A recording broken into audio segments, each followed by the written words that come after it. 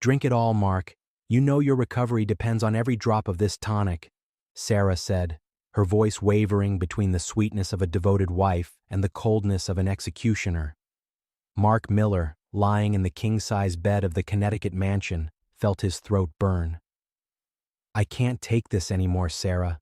My stomach, it feels like there's molten lead inside me, he whispered, his voice breaking. Sarah smiled, a mechanical movement that never reached her eyes, and brought the crystal glass closer to his lips. It's just the weakness leaving your body, darling.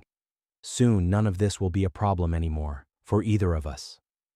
Mark Miller was no ordinary man. At 45, he had built an empire in the real estate sector, but now his greatest property was a body that no longer obeyed him. What began as mild fatigue evolved into spasms, dizziness, and a mental fog that isolated him from the world. He believed he was dying of a rare degenerative disease, while Sarah, 10 years younger and always impeccable in her silk dresses, managed his medications and bank accounts with disturbing efficiency. There was something inevitable hanging in that room, a silence that seemed to scream the end was near, but fate, or perhaps silent justice, decided to intervene.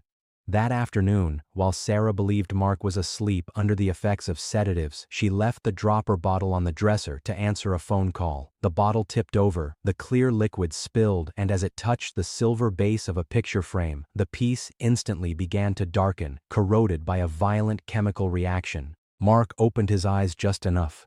He saw the reaction. He saw the metal being devoured. In that instant, Mark's consciousness became a high-voltage prison. He couldn't move, but he heard everything. He heard Sarah in the hallway, quietly laughing on the phone with the family lawyer, discussing inheritance deadlines and the sale of properties Mark had spent decades building. It's agonizing to feel life slipping away while the person meant to protect you counts the days until your funeral. And if you also value stories of resilience and justice against betrayal, subscribe now, leave your like, and comment which city you're watching this twist from. Your presence here is what keeps these truths being told. The cruelty was absolute. Sarah entered the room with fresh flowers, pretending to pray beside the bed while secretly checking if Mark's pulse had grown weaker. He tried to scream, tried to knock over the glass during the next dose, but his muscles were jelly. The claustrophobia of being alive inside a corpse was his personal hell. Yet Mark's mind, the same one that had defeated sharks in the financial market, began to work. If she wanted his money, she would get the void. He began planning his justice in the shadows of his own paralysis. He needed proof, a clear sign that the poison was there. On a stormy night, he gathered every ounce of strength not to swallow the final dose. He held the liquid in his cheek, an excruciating burn, and secretly spat it into a small, empty eye drop bottle that had fallen beneath the sheet days earlier. Cold sweat ran down his face, and the question that refuses to be silenced is, what happens when a man already declared dead decides to fight with the only weapon he has left? The physical turning point came the next morning. Mark did not wake with clouded eyes. He focused his vision. He felt the fingers of his right hand tingle with new electricity. The first micro-action was imperceptible to Sarah, but monumental to him. Mark clenched his fist with full strength beneath the blanket. The game of pretending had only just begun.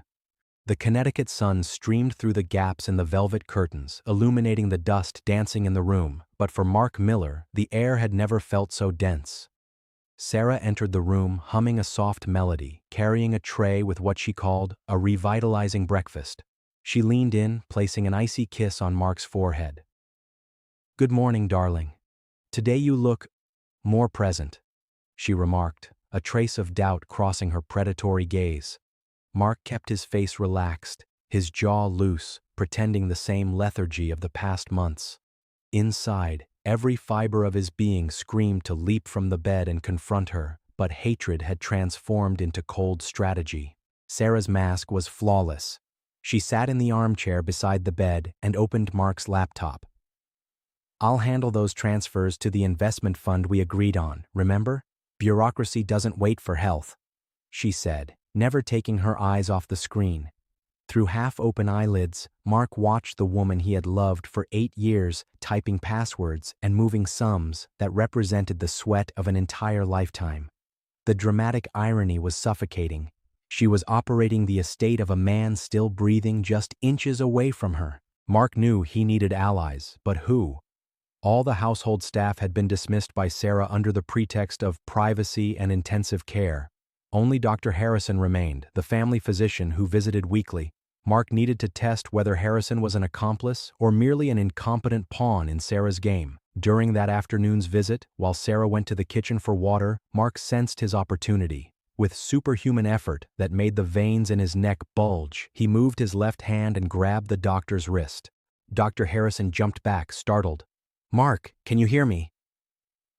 Mark didn't speak. He simply pointed, with violent trembling, to the small eye drop bottle he had hidden beneath the pillow, the bottle that contained the poison sample.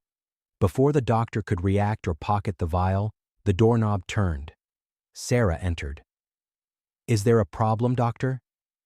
Mark instantly closed his eyes, returning to a vegetative state.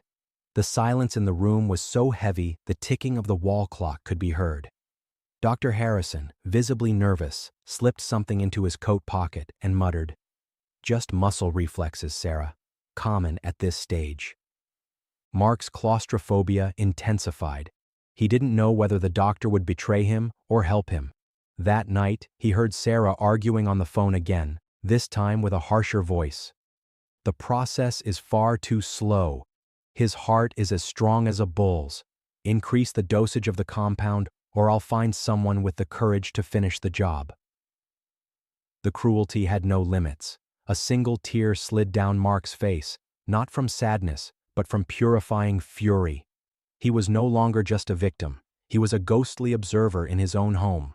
He began performing small physiotherapy exercises beneath the sheets during the night, slowly recovering sensation in his legs. Every movement was agony, but the promise of justice kept him focused. He needed to survive long enough to divert the assets. Using an old cell phone Sarah had forgotten in a drawer near the bed, and which he reached one night with Herculean effort, Mark managed to access his main bank account through facial recognition in a moment of favorable light.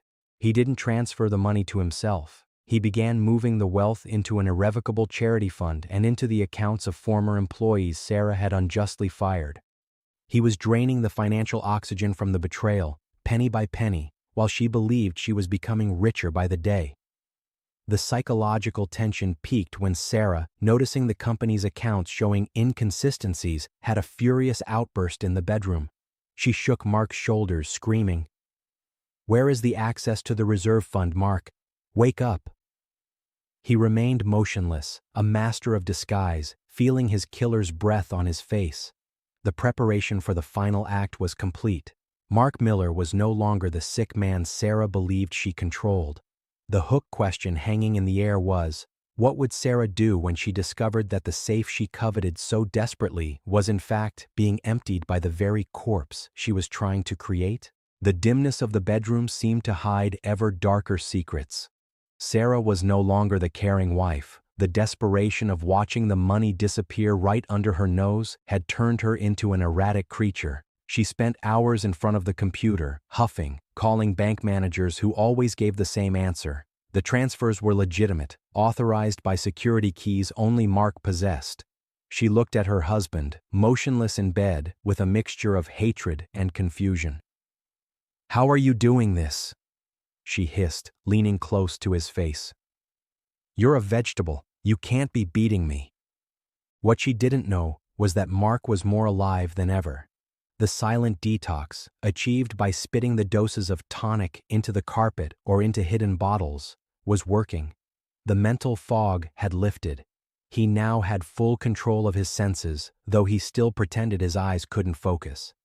The escalation of betrayal reached its lowest point when Sarah, in a fit of rage, unplugged the heart monitor. "If nature won't take you, I will," she muttered, grabbing a pillow with trembling hands. Mark felt the weight of the pillow over his face. The lack of air was immediate, instinctive panic threatening to take over. But he couldn't reveal his strength yet. He fought the reflex to push her away, staying as still as possible while his lungs burned. At the last second, a noise at the front door made her stop. It was Dr. Harrison. Sarah threw the pillow back into place and fixed her hair in an instant. a mask of false calm Mark would never forget. The doctor entered the room with a grave expression. He didn't look at Sarah. His eyes went straight to Mark. "I analyzed the contents of that vial, Sarah," Harrison said, his voice echoing like thunder in the silent room. Mark's heart raced. This was the moment of truth. Sarah went pale, but kept a defiant tone.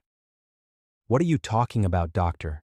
If Mark gave you anything, they're the delusions of a dying man." Harrison pulled a paper report from his pocket. "It's arsenic, Sarah, massive doses, enough to kill a man 3 times over if administered long enough." The mask fell. There were no tears, only a dry, nervous laugh.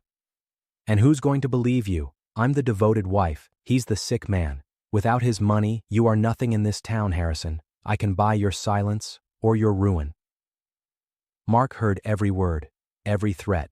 Feeling the poison in Sarah's soul was far more lethal than the chemical. The promise of justice was no longer an abstract plan, it was a physical necessity.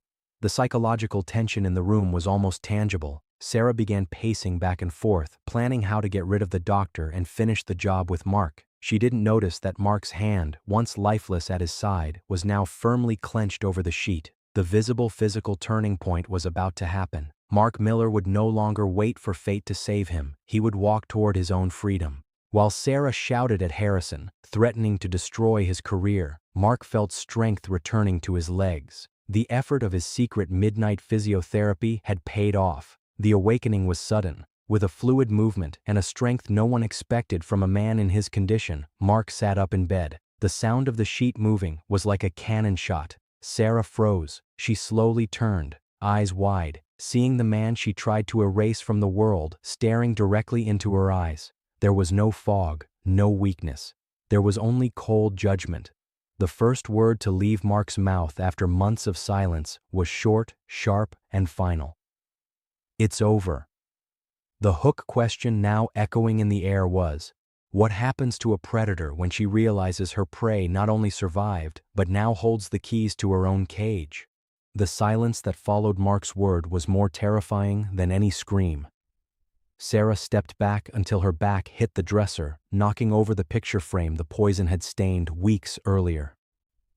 "Mark? You? This is a miracle," she stammered, the mask of the devoted wife desperately trying to weld itself back onto her face. Mark rose from the bed with slow but deliberate movements. Every step toward her was a sentence. "Don't use that word, Sarah. A miracle is me not letting you suffocate me with that pillow 5 minutes ago." The dramatic irony reached its peak when she tried her last resort. Denial. "You're delirious. The poison. I mean, the disease affected your mind. Doctor, do something." But Dr. Harrison remained still, holding the report that was the nail in Sarah's coffin. Mark stopped just inches from her. "I heard everything, Sarah. Every call, every negotiation about my properties, every laugh about my funeral. While you were emptying bottles of poison, I was emptying the accounts you coveted so much." Sarah looked at the laptop on the armchair, understanding finally reaching her eyes. "What did you do?" Mark gave a cold smile. "The Miller Empire no longer belongs to me, and it will certainly never belong to you. I donated everything to institutions that fight crimes against the vulnerable and to the employees you humiliated. You will inherit nothing but a criminal case and disgrace." She tried to lunge forward, nails ready to attack, but the bedroom door burst open. The external intervention was immediate. State police detectives, who had been waiting for Dr. Harrison's signal downstairs, entered the room. Sarah was handcuffed right there, among the silk sheets and the scent of lavender she used to mask the smell of arsenic.